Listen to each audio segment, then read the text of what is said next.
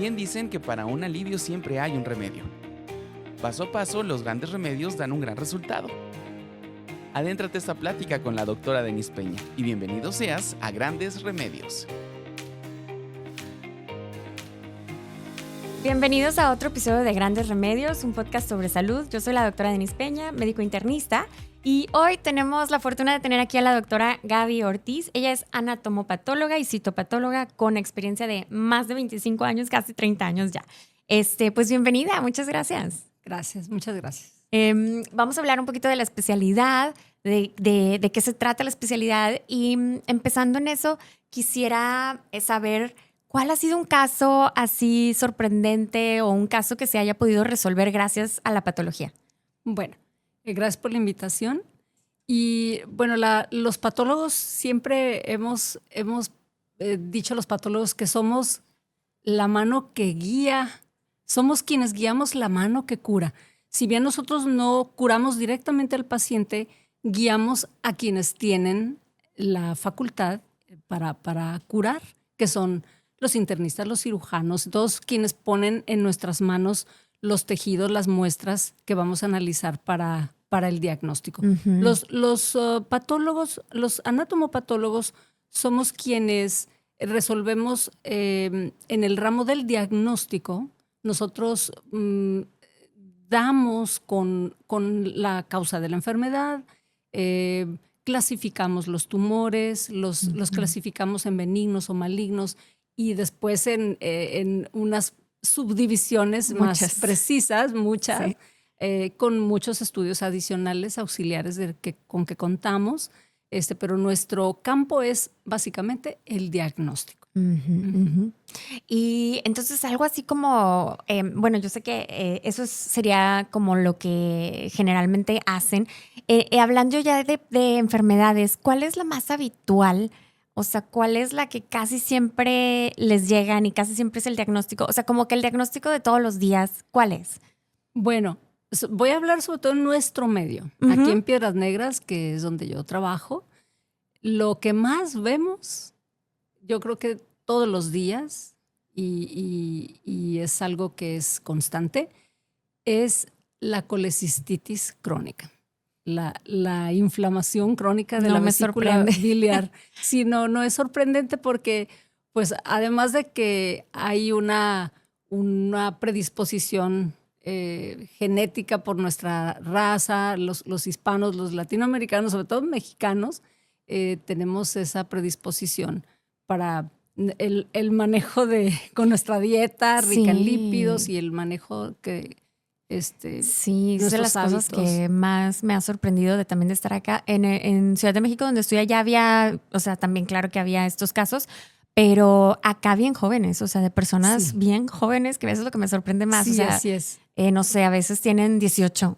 Exactamente. O sea, muy jovencitos, que dices, ¿cómo puede ser? Hasta dudas de ¿será ese el diagnóstico? Y sí, resulta que sí, porque patología lo confirma. Exactamente. Sí, tenemos la oportunidad de examinar las piezas de colecistectomías, de las vesículas biliares que extirpan. Y bueno, la gran mayoría de ellas tienen litiasis, tienen piedras, las famosas piedras de la vesícula. Y algunas de ellas, en gente muy joven, como dices, muy predominantemente el sexo femenino, ahí la influencia estrogénica pues juega un papel ahí en la prevalencia, ¿verdad? En este grupo, en este género. Pero también pues los hábitos dietéticos que tenemos, la obesidad, el sedentarismo, entre otros factores, van favoreciendo que tengamos tantos casos de colecistitis crónica y por litiasis sobre todo. Y aunque es algo muy raro, eventualmente hemos llegado a descubrir cáncer de vesícula biliar, que incluso no estaba sospechada ni en estudios de imagen, es decir, en ultrasonido, ni tampoco ni clínicamente. Son casos que son son descubrimientos en el momento del estudio histopatológico. Algunas veces sí es bastante sospechoso y el cirujano nos dice sospecha de cáncer, ¿verdad?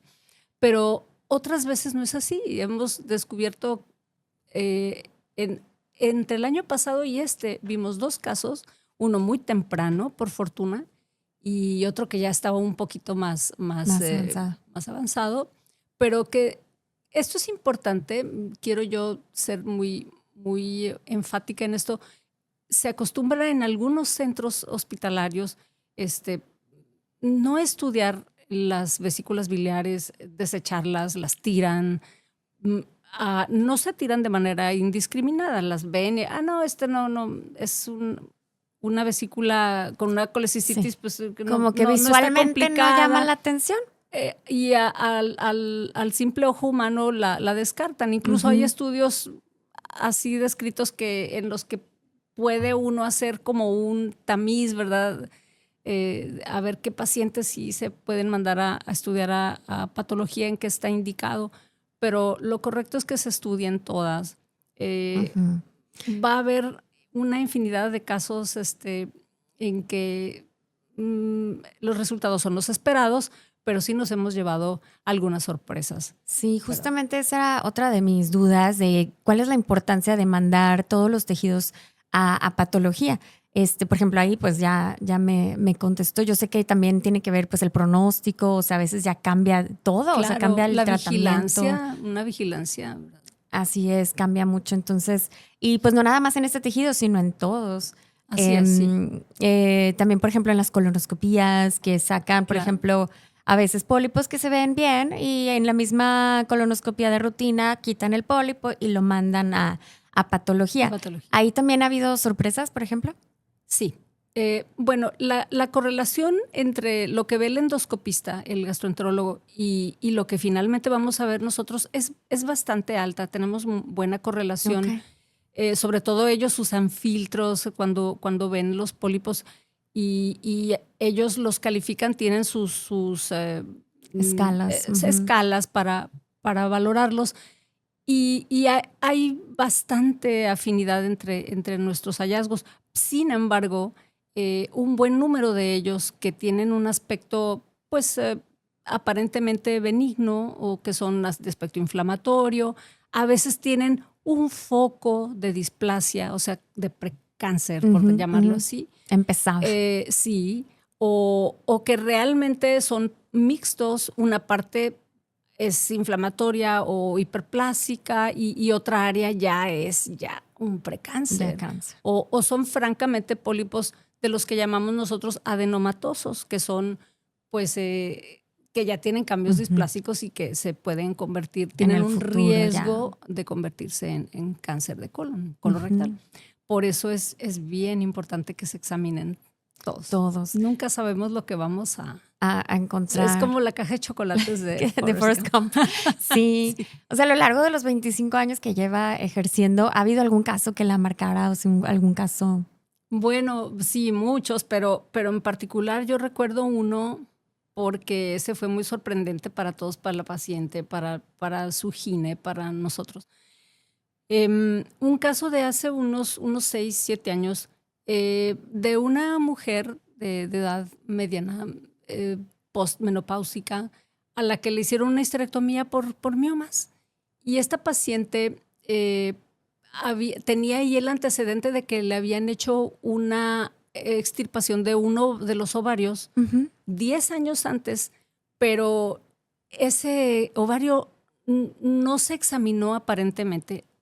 Creo que no fue aquí en Piedras Negras, la paciente era foránea, pero ella nunca pudo constatar si se le hizo, si no se le hizo. Estuvo recabando y aparentemente no se estudió ese ovario. No hubo nunca ningún un reporte de patología que avalara ningún diagnóstico. Entonces estaba ahí el ovario fantasma que no sabíamos qué había pasado con él, pero que se lo habían quitado por un aparente quiste 10 años antes y sin diagnóstico.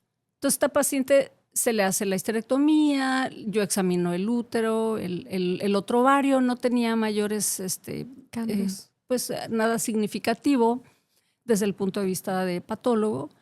Y la gine, cuando la iba a operar, la paciente le dice, tengo una bolita ahí en como un lipoma, como una bolita de grasa que me molesta estéticamente debajo del ombligo, así en la pared abdominal, en la pared pélvica, debajo de la piel, pues se ve feíta. Me gustaría Quítamela. que ya de pasadita Ya que estamos ahí. La doctora, por fortuna, Dijo, claro sí. que sí, pues la podemos quitar, no hay mayor inconveniente, está muy superficial, la extirpa y así se manda. Probable lipoma, ¿verdad? Tenía características muy blandas, parecía grasa. Ujú. Y cuando lo estamos examinando, vemos unas características pues ahí extrañas, nada que ver con un lipoma, incluso tenía unas áreas calcificadas. El útero, pues bueno, con miomas, todo lo esperado. El otro ovario, pues sin características ahí anormales, todo dentro de límites normales. Pero la bolita esa, el supuesto lipoma que se quitó de pasadita, resultó ser un cáncer cuyo origen ahora había que determinar. Tenía unas características tan particulares. Los patólogos todo lo vemos en formas, patrones, y tenemos como que memoria fotográfica para cada patrón. Cada tumor tiene un patrón especial. Algunos se parecen mucho, pero hay ciertos tumores que tú los ves y jamás los olvidas. Tú dices, esto viene de acá, ¿verdad? Y en ese caso, así fue. Sin embargo, pues lo que parecía era una metástasis de un tumor rarísimo. Un tumor que se llama carcinoma de los cordones sexuales y túbulos anulares, con túbulos anulares. Wow. Es muy raro de ver. Yo recuerdo que nomás había visto uno y era de un caso de congreso. Y de hecho jamás he vuelto a ver otros. Son muy, muy infrecuentes, muy raros. Era una metástasis. Pero como a ella le habían quitado el otro ovario y no se estudió, pues no podíamos saber si ahí fue el ¿verdad? Entonces, yo tampoco podía decir, es exactamente esto, tenía yo que comprobarlo, determinarlo, y se le hizo inmunohistoquímica para confirmar que efectivamente era de origen en ese tejido ovárico y no fuera alguna otra rareza, ¿verdad? En otro sitio. Hay tumores que se pueden parecer mucho morfológicamente, por eso es que se debe de usar la inmunohistoquímica. Sí, y que nos puede engañar mucho lo visual. Y efectivamente, sí, se pudo comprobar que se pudo determinar que era una. Entonces esta paciente ya le cambió totalmente pues su vida, ¿verdad? Tuvo que ser escaneada, a ver en qué otros sitios tenía alguna otra metástasis. Si se fue a un sitio tan caprichoso como la piel, podían dar pues en cualquier parte. Esa es una enfermedad sistémica. Así es. ¿Verdad? Porque es una metástasis a distancia, en otro órgano lejano, pues podía estar en cualquier otra parte. Y no estaba dando pistas en realidad. No, era algo subclínico, o sea, nadie sospechaba. Pero, ¿qué hubiera pasado si esa paciente se le hubiera estudiado ese ovario cuando se lo quitaron y no le dije, no, es un quistecito y ya? Probablemente lo tiraron, o probablemente sí se le hizo el estudio histopatológico y ella nunca lo recabó. Es poco probable, ¿verdad? Pero quién sabe. Se le podría haber manejado de una manera oportuna sin ahora estar con el temor de que en cualquier rato te puede aparecer. Sí, alguna otra metástasis por algún lado o algo así. Sí, definitivamente es bien importante eso. O sea, sí, mandar los tejidos, aunque macroscópicamente se vean normales, pues no nos pasa nada en mandarlo y tener la verdad más certera. Claro, sí. Y algunas veces hay casos chuscos. Por ejemplo, una vez llegó una bolita de la palma de la mano de una joven de como de unos 20 y tantos años, que mucho dolor, esa bolita con mucho dolor, y tenía características como pues como de un tumor benigno ahí de la palma de la mano, quizás de origen en vasos sanguíneos. Andábamos elucubrando. Decía que pues fue creciendo poco a poco, pero pues como que no se acordaba ni cuánto tiempo tenía de evolución esa bolita en la palma de la mano. La extirpan y al abrirla me voy dando cuenta que estaba ahí la punta de un lápiz. La punta de un lápiz. Que la tenía desde segundo de primaria. O sea, ¿qué? La muchacha no pudo nunca recordar en qué momento alguien ahí en un pleitillo escolar sí, le clavaron ¿seguro? la punta de un lápiz. Entonces se hizo un granuloma de muy lento crecimiento, pero la punta del lápiz estaba El cuerpo dijo, intacta. yo lo voy a cubrir aquí. Intacta la punta del lápiz, fíjate. Qué curioso. Sí, hemos visto toda suerte de cosas. Sí, el cuerpo es muy asombroso. Y Lo fue encapsulando. dijo, esto no es mío, vamos a sacarlo. Y cuestión, ahora la tecnología, o sea, a lo largo de estos años, pues cada vez ha salido más técnicas, cosas bien padres, ¿verdad? Más nuevas.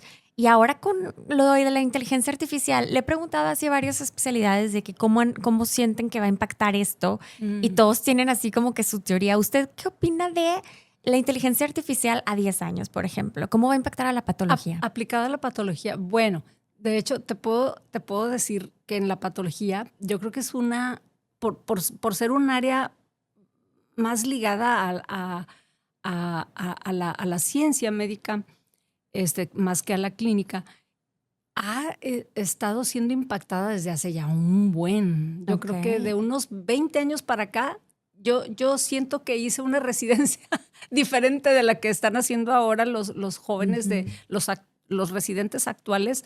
Llevan incluso materias distintas que no me tocó llevar a mí, ligadas a la tecnología. El impacto que ha sufrido la patología es sobre todo en el ámbito no solo digital, sino también en el molecular.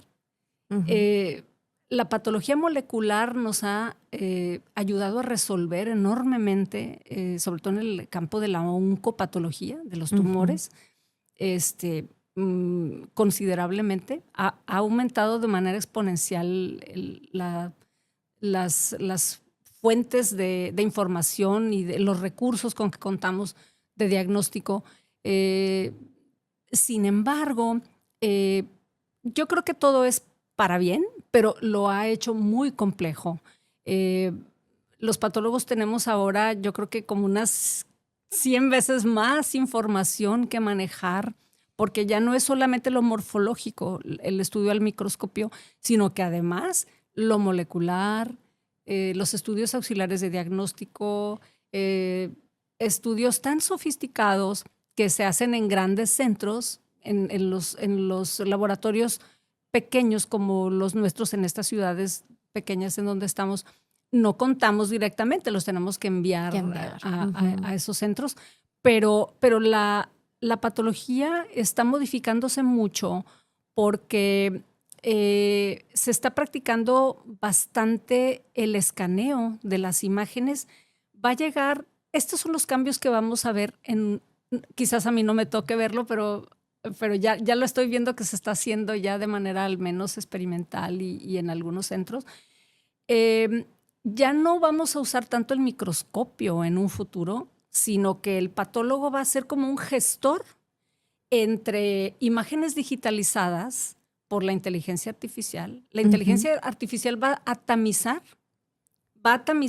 en lugar de que haya 10 patólogos viendo muestras de rutina, la inteligencia artificial va a escanear todas las imágenes y va a decir, estos son procesos benignos, estos son malignos, y los va a seleccionar.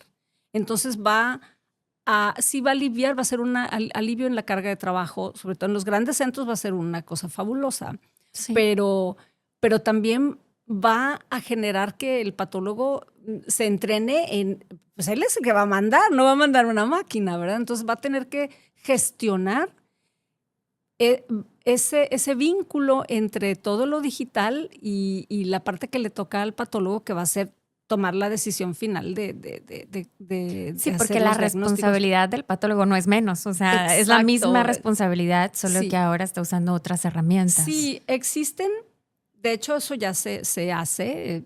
Son escáneres.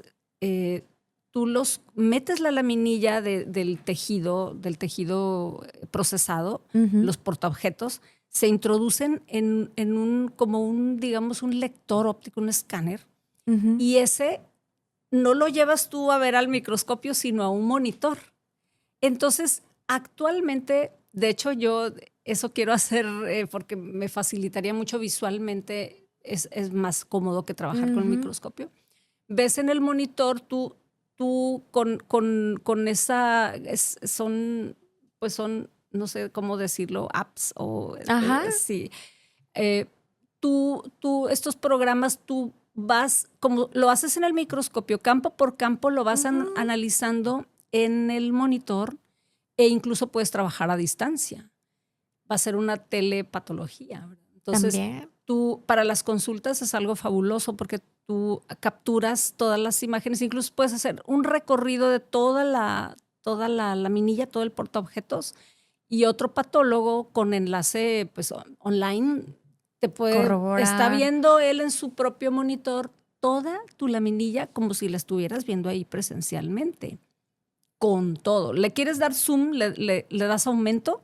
Le das a gran aumento, ves todos los detalles. Entonces va a llegar el momento en el que va a haber acceso al diagnóstico del patólogo a todos los confines. Entonces es algo maravilloso, pero también eso implica que todo el mundo va a tener que estar preparado para gestionar toda esa tecnología. Entonces el patólogo va a tener, tenemos que hacer cambios profundos en nuestra estructura, en nuestra infraestructura. Sí. Y es muy costoso. Sí. Es costosísimo. Eso es otra cosa. Patólogos que tienen que salir mucho porque andan en enseñanza y son consultores, tienen que viajar con sus con su material, sí, con sus instrumentos. Ajá, y trabajar en línea, así trabajan. La telepatología es toda una realidad, pero va a cambiar de manera exponencial. Y como toda tecnología empieza bien cara, pero luego con el tiempo generalmente empieza a bajar un poco la tecnología debe de ir costo. Siendo más accesible a la y yo opino lo mismo, que realmente los patólogos no van a desaparecer nunca, simplemente se van a adaptar a otra situación. Así es, sí, ciertamente. Y hablando de eso, hay estudiantes de medicina que luego rotan por aquí y a mí me gustaría que se plantearan siempre como más allá de las especialidades típicas que den, sino otras, por ejemplo, patología. ¿Qué le diría a un estudiante de medicina que está pensando en la especialidad de patología como opción? Bueno, primero que nada, estar seguro si está dispuesto a renunciar al área clínica, a ver consultas, porque nosotros, si bien somos algunos los patólogos intervencionistas que hacemos aspiraciones con aguja fina de tumores, pero nuestro trato con el paciente o simplemente la mayoría tomamos Papá Nicolaus eventualmente, no es igual que estar tú en tu escritorio consultando, examinando al paciente y llevando su como una control, relación. Sí. Es muy diferente. Entonces, muchos no están dispuestos a renunciar a esa parte clínica que siempre enamora, ¿verdad? Es lo primero que te enamora de la medicina, la consulta, el trato médico-paciente. Nuestro trabajo es un poco más aislado, somos médicos anónimos y de verdad muchas veces, no es por presumir, pero a veces somos héroes anónimos.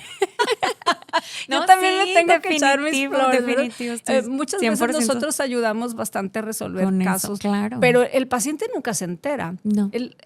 Mi doctor me dijo que tengo este ya diagnóstico. Tengo el resultado acá. Así como que, wow, así pum, ya por arte de magia lo supo el y ese arte de magia fue patología. Y nosotros estuvimos implicados y a veces sufrimos para lograr sacar un diagnóstico porque son casos muy complejos. Hay casos muy complejos que nos estresan sobremanera. Entonces, estar dispuesto a trabajar tras bambalinas un poco. Sí, estar un poco aparte del área clínica y estar dispuestos a leer. Todo el tiempo tienes que estar leyendo porque nuestras clasificaciones están cambiando constantemente y se les está agregando lo que decías, el área tecnológica se le agrega muchísimo. Sí.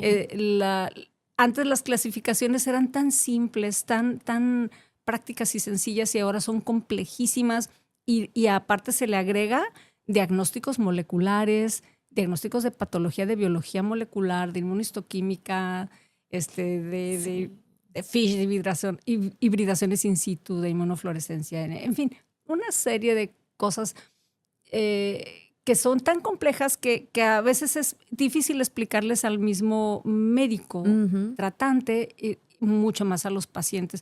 Pero todo eso ha hecho más complejo nuestro campo de trabajo, pero también es más apasionante y es un reto, ¿verdad? Siempre es un reto estar leyendo muchísimo para estar al día y que tus diagnósticos estén siempre como lo más preciso que se sí, pueda. y que hablemos el mismo idioma, que no nos vayamos rezagando y estar siempre hablando, estemos en el mismo canal todos los patólogos.